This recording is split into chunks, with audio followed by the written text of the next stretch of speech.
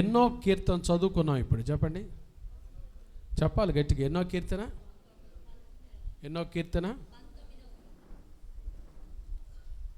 చిన్నగా చెప్తున్నారే. ఎన్నో కీర్తన 19వ కీర్తన చదువుకున్నా. ఎవరు రాశారు ఈ కీర్తన? దావీదు కీర్తన. చెప్పండి, ఏ కీర్తన? నేను ఒక మాట చెప్తాను, దానికి డాష్ మీరు చెప్పాలి.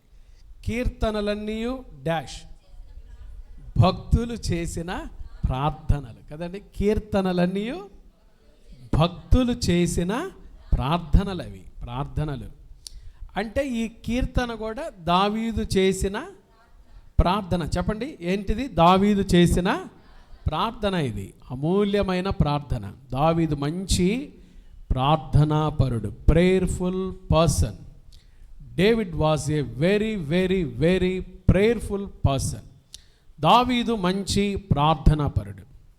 మీలో ఎంతమంది ప్రార్థనాపరులు ఉన్నారు?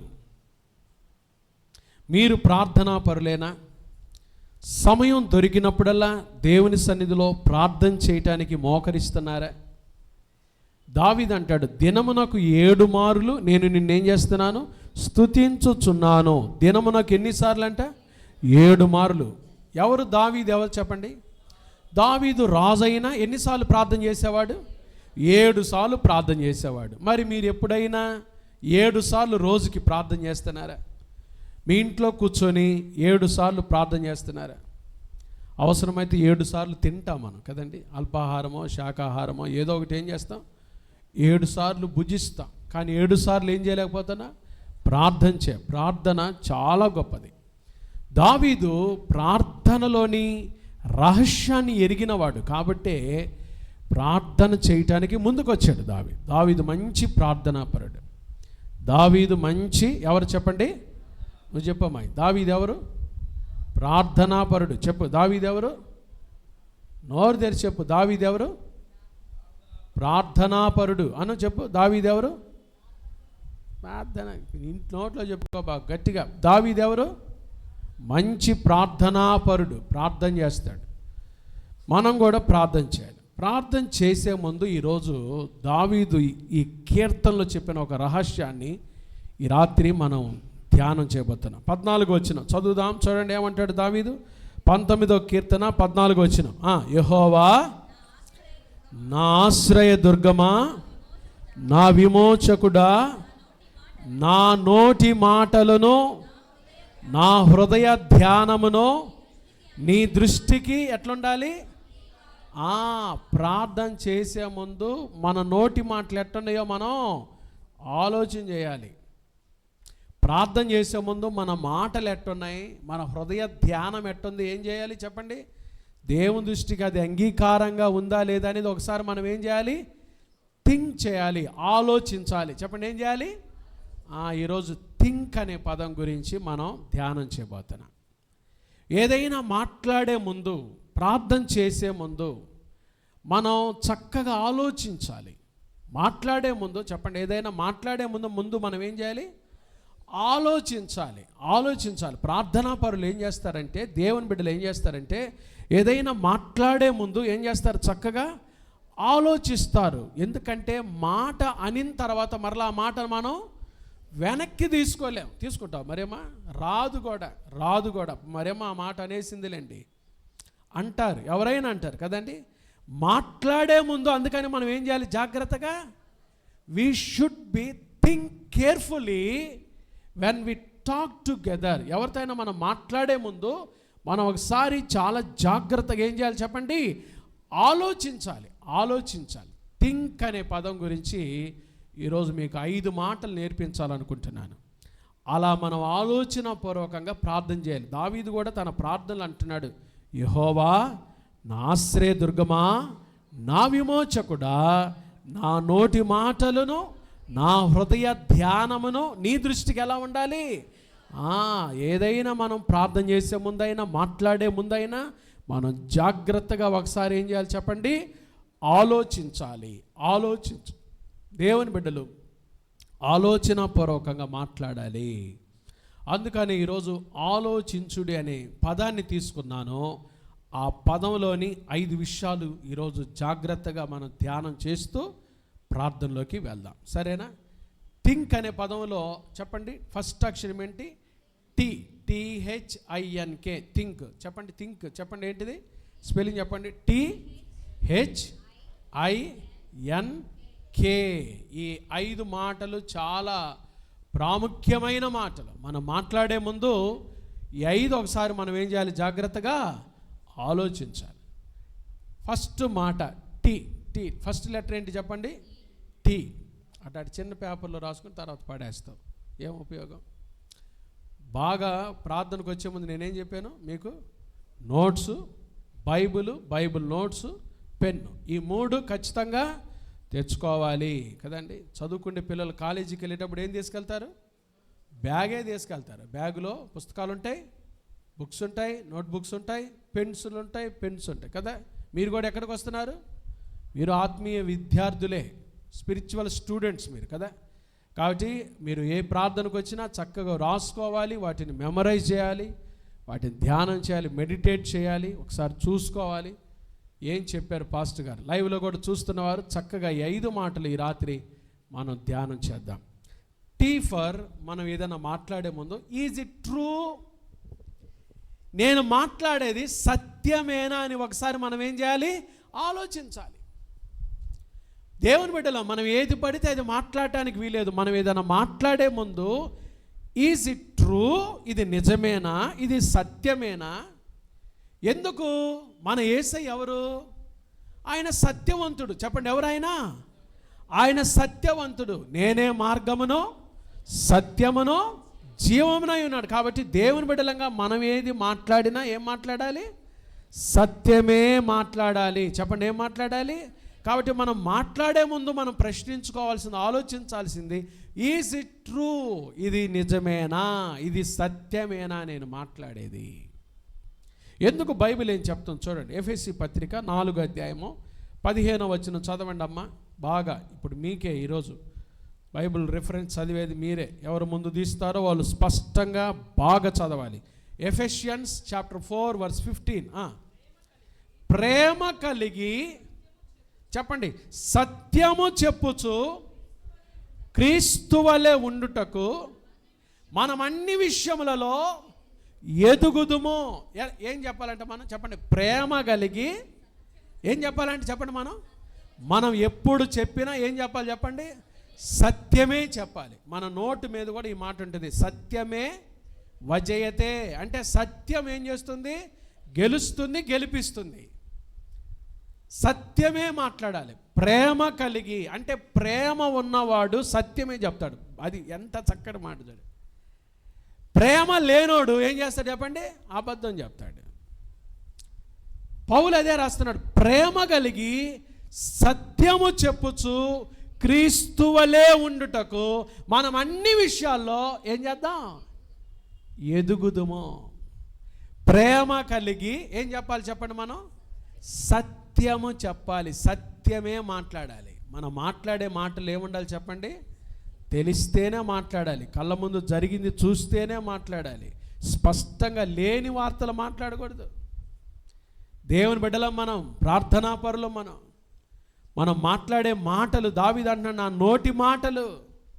మనం మాట్లాడే ముందు ఆ మాటలో ఎంత సత్యం ఉందో ఒకసారి ఆలోచన చేయాలి.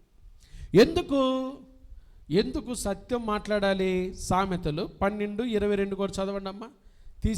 ముందు తీసిన వాళ్ళు చక్కగా చదువుతారు. సామెతలు 12వ అధ్యాయం. అబద్ధమాడు పెదవులు చెప్పండి, యెహోవాకు అబద్ధమాడు పెదవులు యెహోవాకు ఎటువంటివి? సత్యవర్తనులు ఆయనకు. అబద్ధమాడు పెదవులు, అబద్ధాలు ఆడేవాడంటే దేవునికి హేయమైన వాడు, ఇష్టం లేడు. ప్రార్థనకు వస్తే అబద్ధాలు చెప్పుకుంటున్నావు అనుకో, నువ్వు దేవునికి ఇష్టమా? అసలు ఇష్టమే లేదు. నువ్వు పెద్ద ప్రార్థన చేయొచ్చు, దీర్ఘ ప్రార్థన చేయొచ్చు, దీర్ఘ ప్రసంగాలు చెప్పచ్చు, కానీ నీ నోట్లు నిండా ఏమని చెప్పు? అబద్ధాలుంటే దేవుడికి అటువంటి వాళ్ళు ఎవరు చెప్పండి? హేయము, అసహ్యం. కాబట్టి మనం ఏది మాట్లాడినా, ఎప్పుడు మాట్లాడినా, ఎలా మాట్లాడినా మాట్లాడే ముందు వీ షుడ్ థింక్లో మొదటి మాట ఏమి నేర్చుకున్నాం?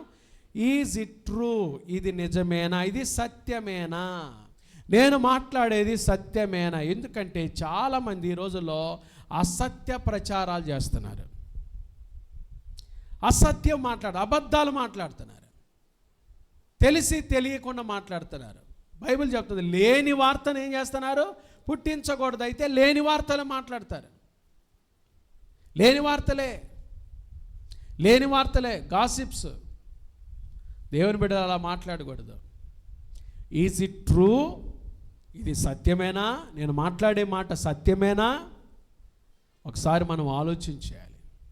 ఈ వారంలో ఎన్ని అబద్ధాలు ఆడొచ్చారో ఒకసారి మీరు ప్రశ్నించుకోండి. అబద్ధాలు ఆడి పెద్దలు ఏం చేస్తారు? ఎవరో చెప్పారంట, 1000 అబద్ధాలు ఆడి ఏం చేయమన్నారంట? ఒక్క పెళ్ళి అసలు ఉంటుందా కాపురం? ఒక అబద్ధం ఆడి చేస్తేనే చెప్పండి ఉంటుందా? ఉంటుందా చెప్పండి? నువ్వు పెళ్ళప్పుడు అబద్ధం ఆడావు, పళ్ళు లేకపోయినా పళ్ళు సెట్ పెట్టుకొని ఈ నిజమైన పళ్ళు అన్నావు, నువ్వు కంతిరోడివి అంటది భార్య. ఒప్పుకుంటుందా? జీవితాంతం వేధించింది. నీకు అసలు పళ్ళే లేవు, కానీ ఏం పెట్టుకున్నావు? సెట్ పెట్టుకొని మళ్ళీ ఆ పళ్ళు నీ అని షో చేసావు. నాకు తెలుసు నువ్వు ఎట్టాటోడవో, ఆ పళ్ళు నీ కాదు, నిన్నోడు ఎరగొట్టాడు కొడితే ఆ పళ్ళు. అబద్ధాలు ఆడకూడదు. దేవుని బిడ్డలం మనం మాట్లాడేది సత్యం మాట్లాడాలి. ఎందుకంటే మనం ఆరాధించే దేవుడు సత్యవంతుడు. హల్లెలూయా. ఆయన సత్యము, ఆయన సత్యవంతుడు, ఆయన యథార్థవంతుడు, ఆయన న్యాయవంతుడు, ఆయన సత్యము ప్రేమిస్తాడు, ఆయన సత్యమును ఇష్టపడతాడు. కాబట్టి సత్యమే మాట్లాడాలి కదా, సత్యమే మాట్లాడాలి.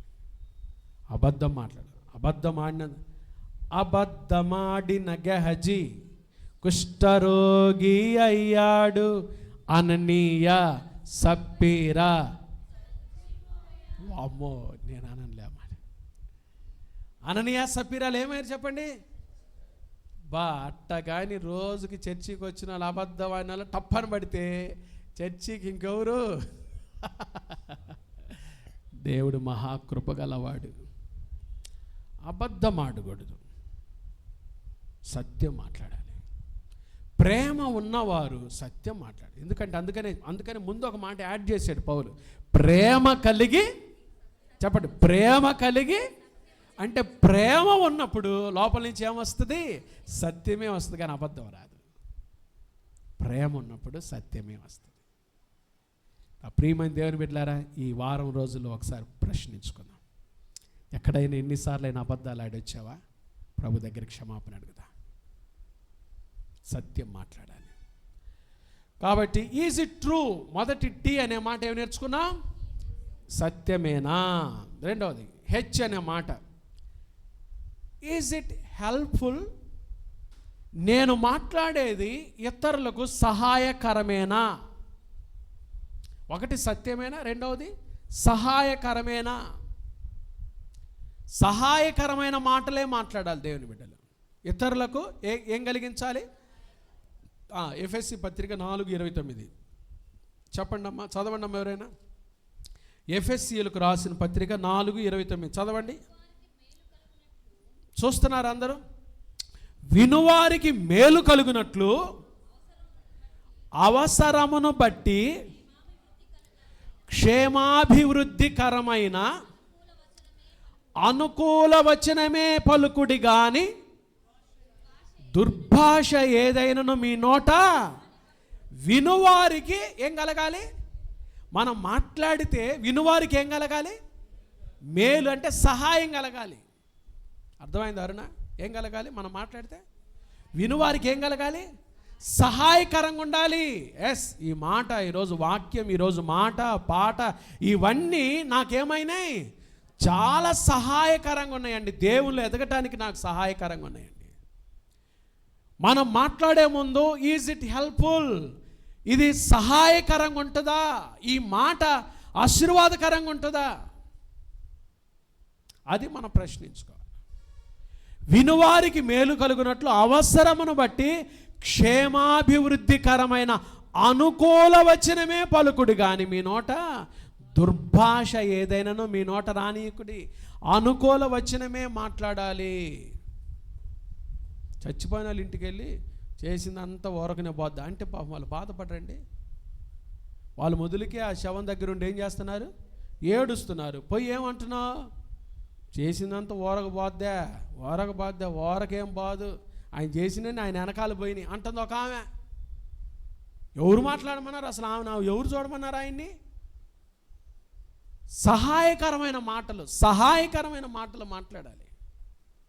వినువారికి మేలు కలిగించే మాటలు మాట్లాడాలి. క్షేమాభివృద్ధి అనే మాట అక్కడ ఉపయోగించాడు పౌలు. ఏం చెప్పండి? క్షేమాభివృద్ధి అనండి గట్టిగా.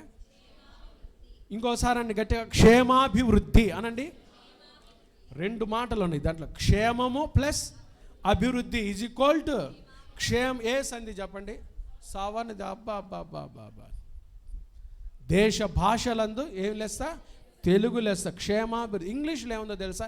ఎడిఫికేషన్ అనే మాట రాశారు. క్షేమాభివృద్ధి అంటే ఎడిఫై అనే మాటకి తెలుగులో ఇంగ్లీష్లో టు బిల్డప్, కట్టబడాలంట, కట్టటం అంట. మనం మాట్లాడే మాటలు ఇతరుల జీవితాలను ఏం చేయాలి? కట్టాలి. మేస్త్రి ఇల్లు కట్టినట్టుగా మనం మాట్లాడే మాటలు ఇతరుల జీవితాలను ఏం చేయాలి? కట్టాలి. క్షేమాభివృద్ధి అంటది. వినువారికి మేలు కలిగే మాట. సంధ్యక్క ఏ మాటలు మాట్లాడాలి మనం? ఎవరికి? వినువారికి. మనం మాట్లాడేది వినేవారికి ఏం కలగాలి? మేలు కలగాలి. కాబట్టి 2వ మాట ఈజ్ ఇట్ హెల్ప్ఫుల్. 3వ అక్షరం ఏంటిది? 3వ అక్షరం థింక్లో ఐ. చెప్పండి ఏంటిది? ఐ అంటే ఈజ్ ఇట్ ఇన్స్పైరింగ్? అది ప్రోత్సాహకరమైనదేనా? ప్రేరేపణతో కూడినదేనా? Is it inspiring? నేను మాట్లాడే మాట ఇతరులకు ప్రోత్సాహకరంగా, ప్రోత్సాహాన్ని ఇచ్చేదేనా? ఇతరులకు ప్రేరేపణ కలిగించేదేనా? Is it inspiring? ఎంత చక్కటి మాట చూడండి. ఇన్స్పైర్ అవ్వాలి. మన మాటలు ఇతరులు ఎట్లా ఉండాలి?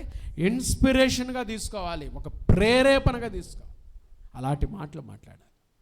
కొలస్సీ పత్రిక 4వ అధ్యాయం 6వ వచనం పౌలు ఏమంటాడు చూడండి అక్కడ. కొలస్సియన్స్ చాప్టర్ 4:6. కొలస్సీలకు రాసిన పత్రిక 4వ అధ్యాయము 6వ వాక్యం చదవండి. ప్రతి మనుష్యునికి ఎలాగు ప్రత్యుత్తరం ఇవ్వలనో అది మీరు తెలుసుకొనుటకై మీ సంభాషణ, చెప్పండి, మీ సంభాషణ ఎట్టుండాలి? ఉప్పు వేసినట్టు ఎల్లప్పుడూ రుచిగలదిగాను కృపాసహితముగాను ఎట్లుండాలి? ఎల్లప్పుడూ ఎలా ఉండాలి? రుచిగా ఉండాలంట. మన మాటలు ఎట్లుండాలంట? రుచిగా ఉండాలి. ఎస్ఎన్ గారు ఒక పాట రాశారు. మాధుర్యమే నా ప్రభుతో జీవితం, మహదానందమే మహదానందమే మహా ఆశ్చర్యమే, మాధుర్యమే నా ప్రభుతో జీవితం. ఎంత చక్కటి మాట చూడండి. మాధుర్యమే, రుచి అనుభవించాడు ఆయన. మనం కూడా పాడతాం, రుచి చూచి యెహోవా, రుచి చూచి ఎరిగి తిని. మన మాటల్లో కూడా ఏముండాలంట? ఎల్లప్పుడూ రుచిగలది. మీ సంభాషణ ఉప్పు వేసినట్టు ఎల్లప్పుడూ రుచిగలదిగాను కృపాసహితముగా ఉండనీయుడి. మన మాటలు ఎంకరేజింగ్గా, ఇన్స్పైరింగ్గా ఉండాలి. అంతేగాని ఏందో గ్యాస్ వస్తుందమ్మా, అయిపోతానేమో ఈ మధ్య నాకు కూడా గ్యాస్ స్టవ్, కానీ ఎప్పుడు అట్ట అనుకోను. వస్తాయి గాఢాంధకారపు లోయలు కూడా మనం ఏం చేస్తాం? నడుస్తాం. మనం నడకపోతే నడుస్తాం. ఎన్నెన్నో శోధనలు వస్తాయి మనకి, ఎన్నెన్నో ఆపదలు వస్తాయి, ఎన్నెన్నో సమస్యలు, కష్టాలు వస్తాయి. ప్రభు కృపగలవాడు వాటన్నిటి గుండా మనం తీసుకెళ్ళి మనల్ని సాక్షులుగా నిలబెట్టుకుంటాడు. అలా ధైర్యంగా సాక్ష్యం ఇవ్వాలి. కానీ ఏమన్నా ఇది ఏం చేస్తానమ్మా, ఏం చేస్తుంది, ఇతరులకు బాధ కలిగించకూడదు. రుచి గలదిగాను కృపా సహితముగా ఇన్స్పిరేషన్గా ఎన్నున్నా చూడండి అక్క ఎంత ధైర్యంగా ఉంటుందో. ఎన్ని సవాళ్ళు ఎదుర్కొంటున్నాము చూడు ఎంత ధైర్యంగా నడిచిద్దో సమాజంలో. ఎన్ని ఆటుపోటులు ఎదుర్కొ ఆయన చూడు ఎంత ధైర్యంగా ఉంటాడో. ఎన్ని సమస్యలు ఎదుర్కొంటున్నాము చూడు ఎంత ధైర్యంగా, ఎంత ఇన్స్పిరేషన్ రా వాళ్ళు సొసైటీకి ఒక ఇన్స్పిరేషన్ రా. ఆయన సొసైటీకి ఒక ఇన్స్పిరేషన్ రా, ప్రోత్సాహం రా, ఎంకరేజ్ రా. మనకి ఆయన చూసి ఒక మోడల్గా నేర్చుకోవాలిరా. సమస్యలు ఎలా నిలబడాలో, శోధనలు ఎలా నిలబడాలో ఇన్స్పిరేషన్ ఉండాలి. చాలామంది మనల్ని గమనిస్తుంటారు, చూస్తుంటారు చుట్టుపక్కల. ఇన్స్పిరేషన్గా తీసుకోవాలి మనల్ని. సమస్యలు వచ్చిన కృంగిపోర్రా, వాళ్ళు కష్టాలు వచ్చినాయని కృంగిపోర్రా. జీవితాన్ని ఎప్పుడు కూడా వెనక్కి వెళ్ళినట్టు మేము చూడలేదు. అన్నిటిలో ప్రభువే ఉన్నాడని ముందుకు వెళ్ళిపోతూ ఉంటారు ధైర్యంగా. ఇన్స్పిరేషన్ దేవుని బిడ్డలు ఉప్పు వేసినట్టు రుచి గలదిగా రుచిగా మన మాటలు ఇతరులకు ప్రేరేపణగా ఉండాలి. ఇతరులకు ప్రేరేపణగా ఉండాలి. అలా మన జీవితాలు ఉండాలని ప్రభు కోరుకు. మనం మాట్లాడే ముందు ఈజ్ ఇట్ ఇన్స్పైరింగ్? 3 నేర్చుకున్నాం. T for is it true? సత్యమేనా నేను మాట్లాడుతుంది? అబద్ధాలు మాట్లాడకూడదు. రెండవది ఈజ్ ఇట్ హెల్ప్ఫుల్? ఇది ఇతరులకు సహాయకరంగా ఉంటుందా? మూడవది ఈజ్ ఇట్ ఇన్స్పైరింగ్? ఇది ప్రోత్సాహకరమైనదేనా? N for is it necessary? ఇది అసలు అవసరమైన ఇప్పుడు మాట్లాడటం. Is it necessary? అవసరమేనా? అవసరమైతేనే మాట్లాడాలి. కొంతమంది అనవసరం కూడా ఏం చేస్తుంటారు చెప్పండి? అనవసరం కూడా అసలు వాళ్ళకి మైకీరు కానీ ఏం చేస్తుంటారు తెలుసా? మాట్లాడుతూ ఉంటారు. Is it necessary? ఇది అవసరమేనా? నేను మాట్లాడే మాటలు అవసరమేనా? ఎందుకో తెలుసా? యాకోబు రాసిన పత్రిక చూడండి, 1వ అధ్యాయం 19వ వాక్యం చదవండి అమ్మా. యాకోబు రాసిన పత్రిక, జేమ్స్ చాప్టర్ 1 వర్స్ 19. యాకోబు రాసిన పత్రిక. నా ప్రియ సహోదరులారా, మీరీ సంగతి ఎరుగుదురు గనుక ప్రతి మనుష్యుడు, చెప్పండి, ప్రతి మనుష్యుడు అంటే మనిషిగా పుట్టిన ప్రతి ఒక్కరూ ఏం చేయాలంట? వినుటకు వేగిరపడువాడును, మాటలాడుటకు నిదానించువాడును, కోపించుటకు నిదానించువాడునై ఉండవలెను. చదవండి, మరలా చదవండి అమ్మా. తీయలేదు కొంతమంది. మీకు మధ్యలో ఫోన్లు వచ్చి భలే డిస్టర్బెన్స్ అవుతున్నారు మీరు పాపం. ఆ ఫోన్ని స్విచ్ ఆఫ్ చేయండి వాక్య పరిచర్య జరిగేటప్పుడు. అది మీకే ఆశీర్వాదం. వాక్య పరిచర్య జరిగేంత వరకు లేవకూడదు మధ్యలో. యాకోబు రాసిన పత్రిక 1:19. నా ప్రియ, చూస్తున్నారు అందరూ? నేను చదువుతున్నా చూడండి. నా ప్రియ సహోదరులారా, మీరు ఈ సంగతి మీరు ఎరుగుదురా? మీకు తెలుసా అమ్మ ఈ సంగతి? సంధ్యక్క తెలుసా అరుణ నీకు తెలుసా ఈ సంగతి? సంఘానికి రాస్తున్నాడు యాకోబు. మీరు ఈ సంగతి ఎరుగుదురు అన్నాడు. అంటే మీకు ఈ సంగతి తెలుసా? మీకు తెలుసా? తెలియదు మనకి. చెప్పండి, తెలియదు పాస్టర్ గారు. తెలుసా చెప్పండి. తెలియదు అని చెప్పండి, ఏం తప్పులేదు. తెలుసా? ఎరుగుదురా? ఎరగము అనండి గట్టిగా. ఎరుగుదురా? సంధ్యకి ఎరుగుదువా? ఏంటో తెలియదు మనకి. ఏంటి ఆ సంగతి? ఏంటి ఇప్పుడు చెప్తున్నాడు చూడండి. ఏంటి ఆ సంగతి? ప్రతి మనుష్యుడు వినుటకు ఏం చేయాలంట? వినటానికి, ఏదైనా వినటానికి ఏం చేయాలి? మనం పరిగెత్తాలి. వేగిరి పట్టమంటే వినుటకు ఏమవ్వాలి? మనం దేనికి పరిగెత్తాం? తినుటకు పరిగెత్తుతాం. మనంతా రివర్స్ పడి కదా. కానీ మనం దేనికి పరిగెత్తాలి? వినుటకు. వాక్యం వినుటకు ఏం చేయాలి? వేగిర పడాలి. వినుటకు అనండి గట్టిగా. వినుటకు ఏం చేయాలి? ఎక్కువగా వినాలి. చెప్పండి, ఏం చేయాలి? వినటానికే. వినుటకు వేగిర పడువాడును. రెండవది మాటలాడుటకు ఏం చేయాలి? మనం ఏం చేస్తాం తెలుసా? ఉల్టా చేస్తాం. మాట్లాడటానికేమో వేగిరి పడతాము, వినుటకు మాత్రం పోదాంలేరు చర్చికి, పోదాంలే ఆశీర్వాదం టైంలో పోదామని అనుకుంటారు కొంతమంది. మీరంతా కరెక్ట్గా వచ్చేవాళ్ళే. మీరు the best students Emmanuel Telugu Baptist church, spiritual students, disciples. మీరు not students, you are the disciples.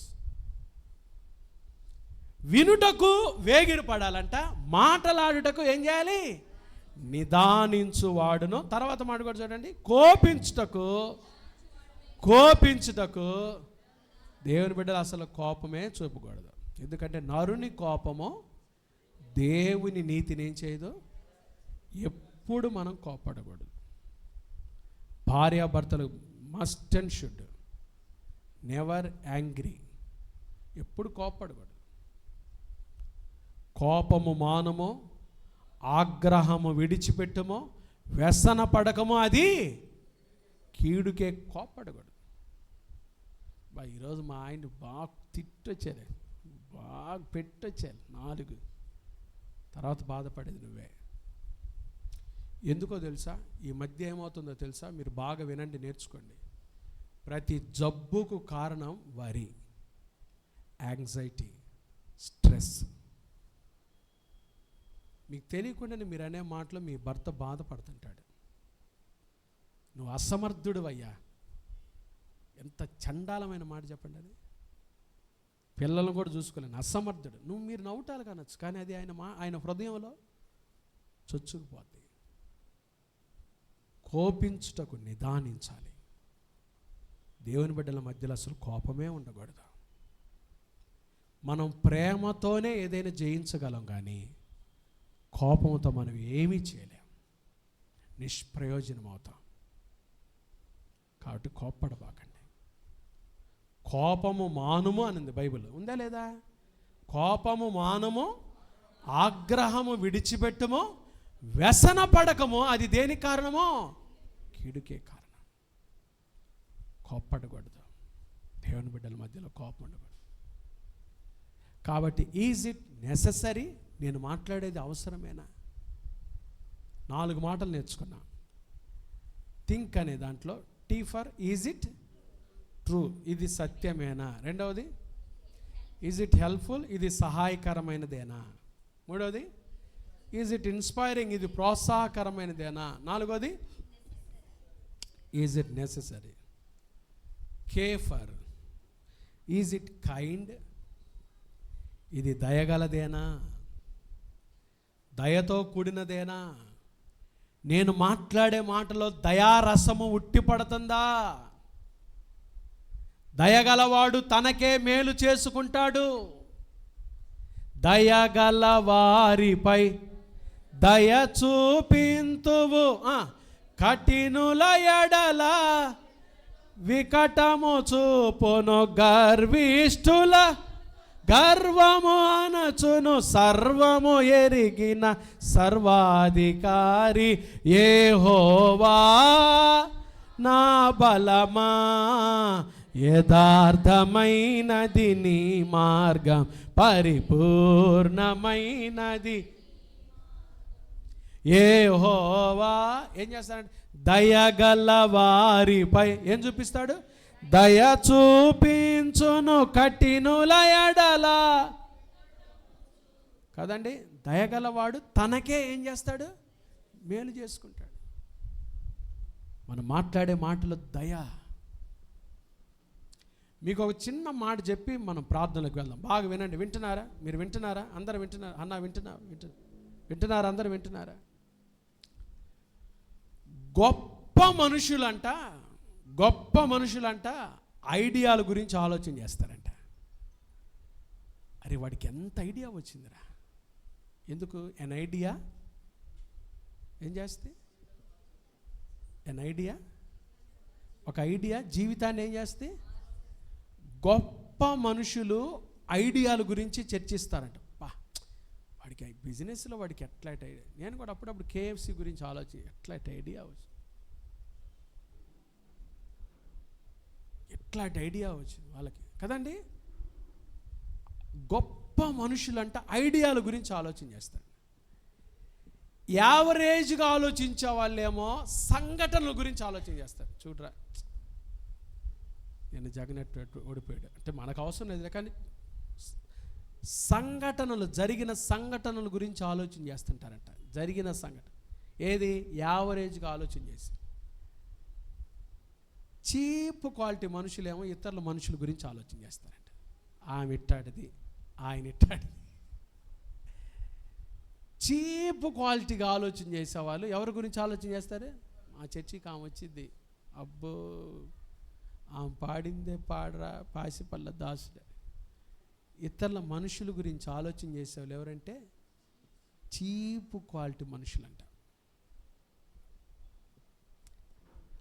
ఐడియాల గురించి వాడికి ఎట్లాంటి ఐడియా వచ్చింది, బా ఒక్క ఐడియాతో ప్రపంచవ్యాప్తంగా బిజినెస్ నడిపిస్తుంది. Great, tremendous. యావరేజ్గా ఆలోచన చేసే జరిగిన సంఘటనల గురించి, ప్రస్తుత సంఘటనల గురించి అట్లా ఆలోచన చేసుకుంటారు. చీప్గా ఆలోచన చేసే వాళ్ళే ఇతరుల మనుషుల గురించి ఆలోచన, వాడిట్టా ఆమె. మీరు ఎక్కువగా దేని గురించి ఆలోచన చేస్తుంటారు చెప్పండి? దేవుని బిడ్డలుగా ఆలోచించాలి. You should think carefully. మనం ఏదైనా మాట్లాడే ముందు జాగ్రత్తగా ఆలోచించాలి. అందుకనే దావీదు అంటున్నాడు, యెహోవా నా ఆశ్రయదుర్గమా, నా విమోచకుడా, నా నోటి మాటలు, నా హృదయ ధ్యానము నీ దృష్టికి ఎలా ఉండాలి? అంగీకారముగా యోగ్యముగా ఉండునుగాక. చిన్నప్పుడు మాకు స్కూల్లో, మాది మిషనరీ స్కూల్ కదండి, ఏబిఎం స్కూల్ మాది. గ్రేస్ టీచర్ అని ఆమె, మా టీచర్ గారిని జ్ఞాపకం చేసుకుంటున్నాను. క్లాస్కి రాగానే, let the words of my mouth and the meditation of my heart be acceptable in thy sight O Lord my strength and my redeemer, ఆమెనని ప్రార్థన చెప్పించాను. నా నోటి మాటలు, నా హృదయ ధ్యానము మీ దృష్టికి ఎలా ఉండాలి? అంగీకార యోగ్యం. కాబట్టి మనం ప్రార్థన చేసే ముందు, మాట్లాడే ముందు మన మాటల గురించి ఒకసారి ఆలోచించాలి. Is it true? నేను మాట్లాడేది సత్యమేనా? ఈజ్ ఇట్ హెల్ప్ఫుల్, సహాయకరమైనదేనా? ఈజ్ ఇట్ ఇన్స్పైరింగ్, ఇతరులకు ప్రోత్సాహకరమైనదేనా? ఈజ్ ఇట్ నెససరీ, అవసరమైనదేనా? ఈజ్ ఇట్ కైండ్, దయతో కూడినదేనా? దయగల మాటలే మాట్లాడుతున్నానా? దయార్థ హృదయంతో మాట్లాడుతున్నానా? ఇది మనం ఆలోచన చేసి ఆ రీతిగా మాట్లాడటకు పరిశుద్ధాత్మ దేవుడు అటు కృప ఈ రాత్రి మనకు దయచేయునుగాక. ఆమేన్.